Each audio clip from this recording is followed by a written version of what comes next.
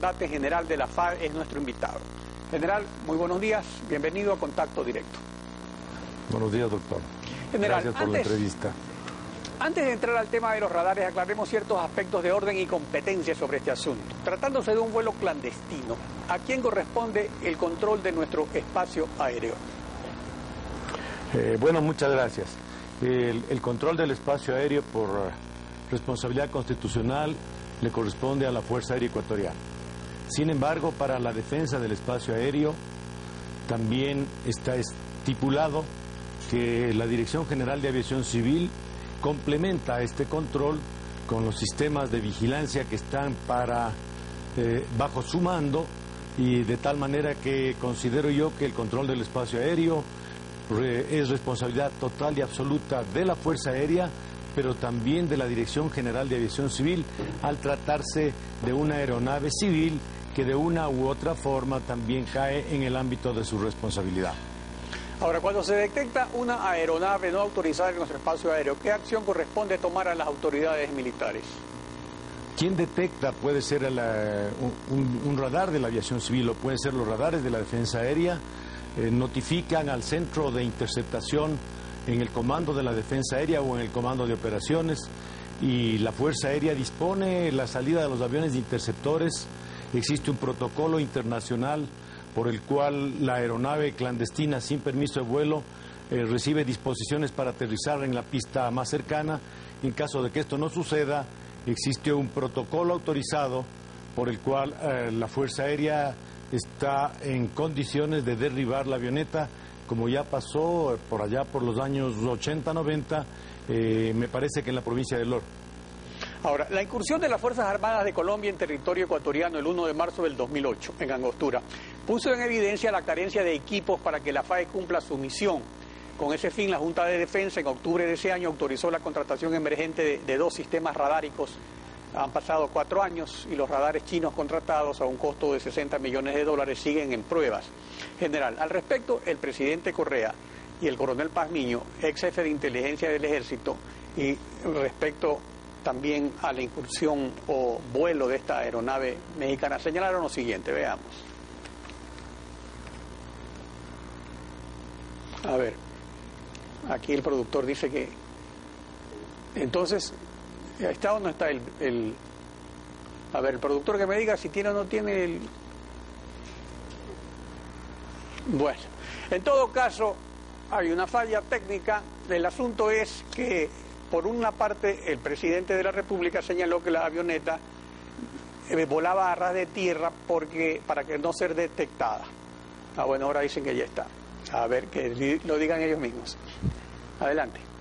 Se estrella pues la avioneta porque va volando bajito, porque cuando se vuela bajito los radares no detectan pues a las avionetas. Se compraron los famosos radares chinos, que son estos que están aquí, pero lo que el presidente de la República no está indicando en ningún momento son las características de este tipo de radares, los requerimientos de especificaciones técnicas de los sistemas radáricos. ¿Qué dice aquí, señor, en la parte de acá abajo? Que estos radares tienen capacidad de detección de 0 a 13.000 pies de altura. Lo que quiere decir es que esas aeronaves y esa avioneta que se estrelló en Pedernales debió haber sido detectada por este tipo de radares. A ver, general, entonces sobre este caso específico, ¿cuál sería el problema? ¿Que la avioneta volaba bajo para eludir los radares? ¿Sería de la aviación civil? ¿O que los radares de la FAE no funcionaban? O sea, porque pueden haber las dos posibilidades, pero ¿cuál es su interpretación técnica? Usted es un profesional en la materia. Yo considero que me parece que hay una realidad. No existe un sistema de defensa aéreo impenetrable e invulnerable en el mundo. Debemos recordar que una avioneta aterrizó en la Plaza Roja en Moscú, varios rescates de personas que salieron de la isla de Cuba. Es decir, tenemos que aceptar que ningún sistema de defensa aérea es invulnerable al 100%. Pero también hay otra realidad. Un sistema de vigilancia y alerta temprana es un sistema integrado de varios radares que tienen características diferentes que se complementan, pues los radares de largo alcance controlan de 200 a 300 millas por lo general y tienen radares que ayudan a complementar aquellos ángulos bajos o zonas oscuras que existen en la trayectoria de cobertura de los radares de largo alcance.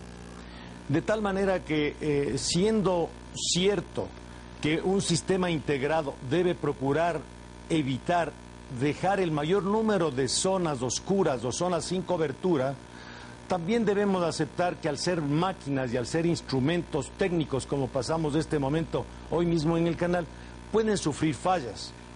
Por otro lado, de mi experiencia, la parte más complicada era la integración de los diferentes sistemas, es decir, la integración de los diferentes equipos de radar, pues se necesitaba, y era muy complejo, las pruebas de aceptación en campo.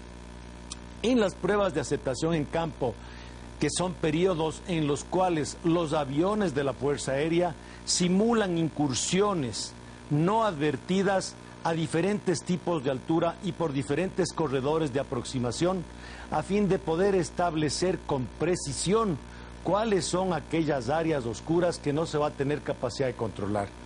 Considero que esta fase de aceptación, de acuerdo a los informes de prensa, no se ha concluido, y eso daría una explicación por la cual el sistema integrado de radares adquirido no está funcionando a plenitud.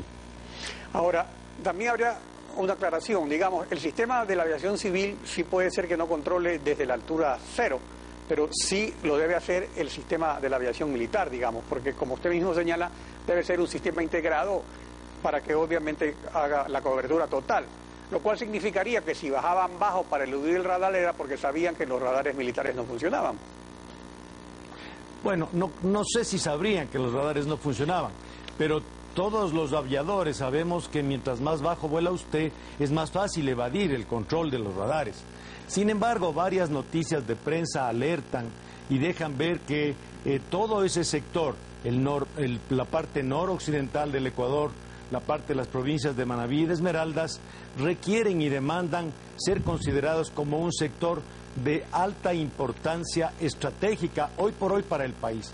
No nos olvidemos que un sistema de vigilancia y alerta temprana se instala de acuerdo al concepto, de acuerdo a la idea de maniobra, y hay un despliegue estratégico de los sistemas de radar para proteger objetivos de alto interés nacional. Por ejemplo, las refinerías, los oleoductos, determinadas fábricas, industrias y muchos objetivos militares. Hoy por hoy la amenaza es proteger todo el litoral y el espacio aéreo ecuatoriano de la frontera colombo-ecuatoriana, de tal manera que a mi modo de ver la operación es más compleja aún, pues ahí no solamente deben integrarse los recursos entregados a la Fuerza Aérea, a la aviación civil, sino también los recursos entregados a la Armada Nacional.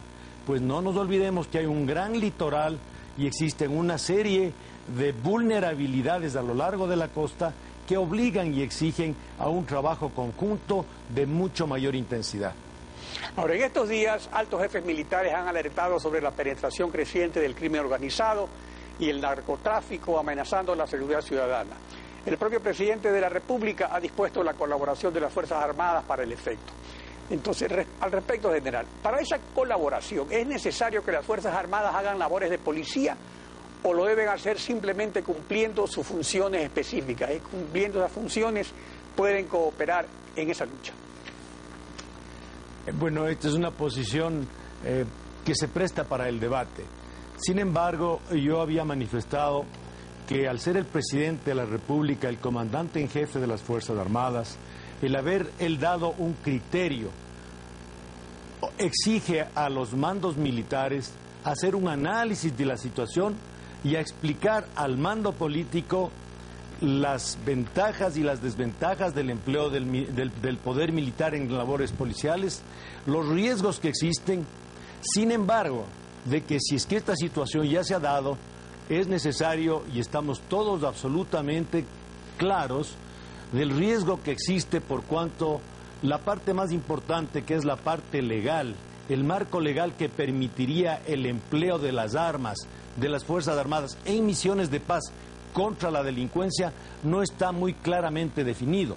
Y por otro lado, el proceso de adoctrinamiento, el proceso de capacitación, el proceso de entrenamiento a los miembros de las Fuerzas Armadas debe ser un proceso serio, un proceso largo, un proceso en el cual doctrinariamente los miembros de las Fuerzas Armadas asignados a esta tarea conozcan plenamente cómo realizarla, sus limitaciones, cuáles son los derechos humanos que están por delante y cuáles son las facultades que ellos tienen para cumplir debidamente su misión. Ahora, pero en cuanto a las funciones específicas, por ejemplo, el control del espacio aéreo y el espacio marítimo, también coopera y ayuda en la lucha contra los carteles internacionales del narcotráfico, y eso es lo que estamos viendo que está fallando, porque incluso hay aviones no tripulados de la Armada que resulta que no tienen repuestos y que tampoco funcionan, y que los radares tampoco funcionan todavía. Bueno, creo que estamos viendo, y esa es la preocupación ciudadana, de conocer por parte de las autoridades, a fin de dejar de especular cuál mismo es la situación. Me parece que en el caso de los aviones no tripulados de la Armada, de acuerdo a la información de prensa, estamos en un periodo de transición complicado, pues habiendo terminado el periodo por el cual existía el presupuesto y existía la asistencia técnica, ahora hay una transición en la cual ni existe todavía aparentemente la transferencia tecnológica ni el presupuesto para poder operar. De tal manera que son circunstancias que deben alertar obviamente al mando militar y al mando político, y nosotros los ciudadanos deberíamos pedir que exista la transparencia en la información para evitar especulaciones que creo que no generan ningún beneficio en torno de una situación tan complicada y tan compleja como es la que estamos viviendo. Claro, pero es evidente que se notan fallas en la contratación, porque son cosas que se deben prever en un contrato, y especialmente si son contrataciones que dependen exclusivamente de las fuerzas militares, donde se entiende que son expertos profesionales en el asunto, no son los miembros civiles del gobierno los que hacen esos contratos. No, indudablemente que existen también los organismos de control. Tengo entendido que en caso de que existan estas dudas y que aparezcan estos indicios de problemas, la Contraloría General del Estado tiene todos los elementos de juicio para hacer los análisis contractuales y precontractuales. Pero según la Revolución ahora los hace después del contrato, o sea, cuando ya el contrato falló, y no previamente como era antes. Sí, así está la ley. Sin embargo, desde el punto de vista técnico operacional, creo que debemos estar conscientes de que todo sistema electrónico, todo sistema de armamento es susceptible de fallar. Esta es una gran responsabilidad de los altos mandos militares, el tomar todas las precauciones para que la postventa sea lo suficientemente cubierta en cuanto al presupuesto, a repuestos. No nos olvidemos que la logística de ese tipo de aparatos es compleja, por cuanto en el Ecuador no se fabrican estos repuestos. De tal manera que todo el plan logístico, todo el plan de apoyo y del soporte de estos repuestos exige que los contratos garanticen plenamente la continuidad de la operación y de la disponibilidad de los recursos adquiridos.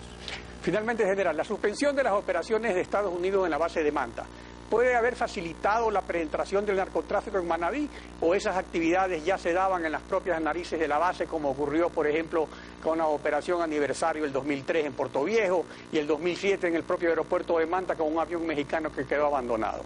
¿Cuál es su opinión profesional al respecto? Bueno, yo considero que la presencia de una fuerza especializada en el control de la lucha contra el narcotráfico en nuestro territorio sí constituía un elemento disuasivo, era un factor importante para el análisis de quienes utilizan el espacio aéreo para fines ilícitos, como para disuadir y desalentar, demostrando que no había mayores facilidades, a pesar de que, sin embargo, de la presencia de ellos pudieron haberse dado hechos aislados.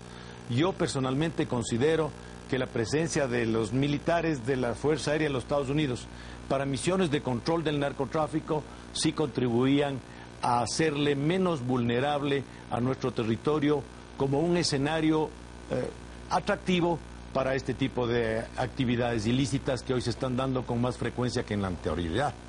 General, le agradezco su participación en Contacto Directo. Gracias también.